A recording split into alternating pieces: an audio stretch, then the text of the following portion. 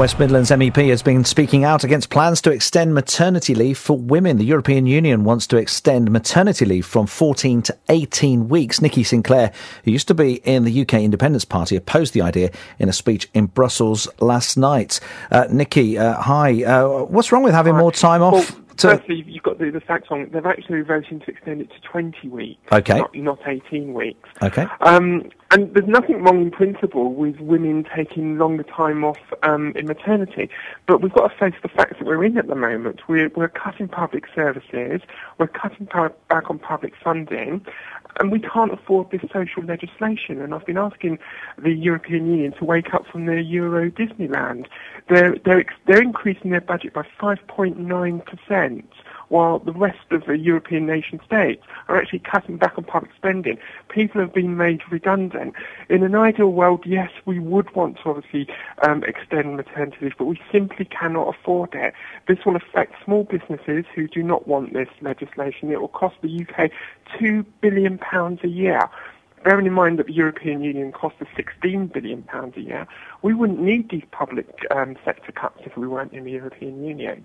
Let's just sort of bring it back to brass tacks here. We've got mothers spending more time with their children. That's a good thing. That's a good thing. You'd agree with? Absolutely. Okay, but you're saying that money is more important than that. Well, I actually think that there's ways of supporting that to enhance, more flexible leave systems. The system that the European Union put in is ideological. It's over social legislation, and we simply cannot afford it. I would love it if our economy was buoyant and we had this money to pay, and I would be the first to support this. But at times when people have been made redundant, we can't give other people more money. Yeah, but we've got some of the longest working hours in Europe, and this gives us... That's actually not true. Well, that actually isn't true. But we've also got the best maternity system, the most fairest and generous standards maternity system throughout the European Union already. But what this intends to, it also is actually very discriminatory against women, because it actually forces women to take 20 weeks off work. It will actually force women to do that. So therefore, women would actually have no choice in their own careers.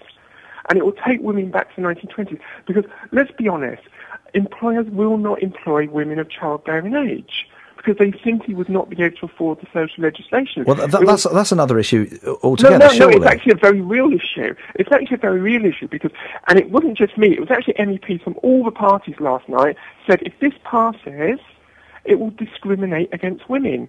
It will put women back 30 years. When is a decision likely to be made, Nikki?